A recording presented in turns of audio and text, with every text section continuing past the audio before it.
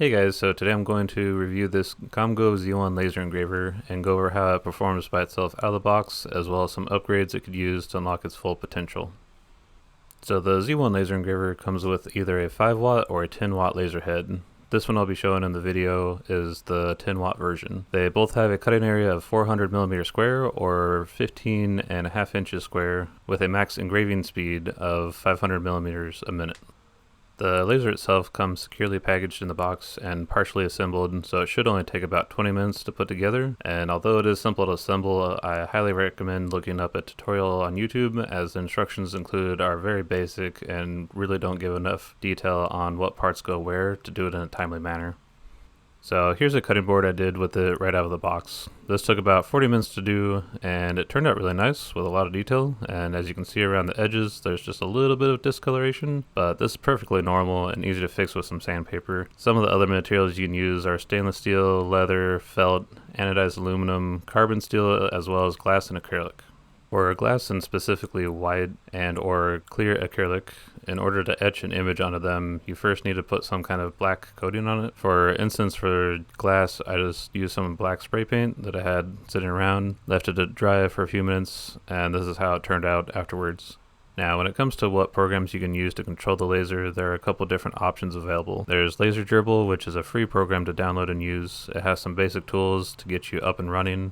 Or there's also Lightburn, which I personally use. Currently, I'm not affiliated with them at the time of making the video, but you do need to pay a license. There is a trial version out there, so you can give it a try before you buy it. In my opinion, it's a lot better than the other one, just because it gives you a lot more tools to edit and make designs with it, and just makes using it much more enjoyable than having to always open your files in an image program and edit them before using them. Now, if you're wanting to cut out objects, this can do a decent job if the material is 1/8 of an inch or thinner. And if you're anything like me, you want to cut thicker pieces of wood or acrylic, I would highly recommend adding an air assist, as it'll cut significantly deeper and also have a cleaner cut with a lot less risk of flare-ups or charring the wood. I would also recommend going from using a piece of sheet metal or a thick piece of wood as a cutting mat to one of these honeycomb beds from Comgo, as this will significantly reduce the amount of residue building up on the backside of the cut and not only staining your work area but also your work as well. This is one of the larger sizes they offer at 590 by 600 millimeters, with the piece of sheet metal the same size of it that sits nicely underneath it.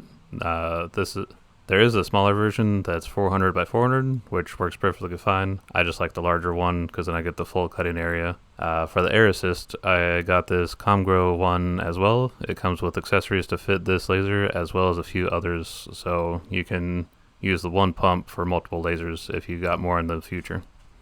The air assist is super easy to install. You just remove the laser head, then remove the 4 bolts holding the red acrylic piece on.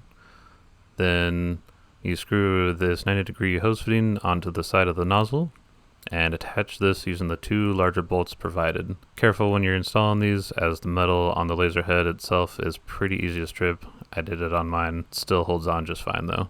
After that, you just put the 4 bolts for the head adjustment back on and get to cutting. I'll have links to it and the other accessories down in the description. Here's a couple of tests I did before and after installing the air assist. As you can see by the side-by-side, the vast difference it made. The ones without the air assist, it looks very burnt and charred. On the cut test, it wasn't able to cut any of the squares out. And on the engraving test, you can get a few usable depths of cut or gradient in color. While with the air assist on, at the same settings, it was able to cut out a few of the squares. And you also get vastly more engraving depths and gradients to use. Some other things to consider if you plan on just working with wood or etching stuff. You can get away with having a simple extraction fan like this one and wearing the provided eye protection, but if you plan on cutting any acrylic or other types of plastic, I would highly recommend getting one of these enclosures for it, as it'll provide the best protection from both the light, which could damage your eyesight, as well as any toxic fumes that might be off-gassing from materials when being burnt. Some other accessories you can get are a rotary for doing cylindrical objects, and also a camera to make setting up each job quick and easily, especially for one-off items where you want to get the design in the perfect spot on the first go. If you would like me to do a video on those, let me know down in the comments, and if you want to see what kind of things I make with this laser, consider subscribing. Anyway, thanks for watching.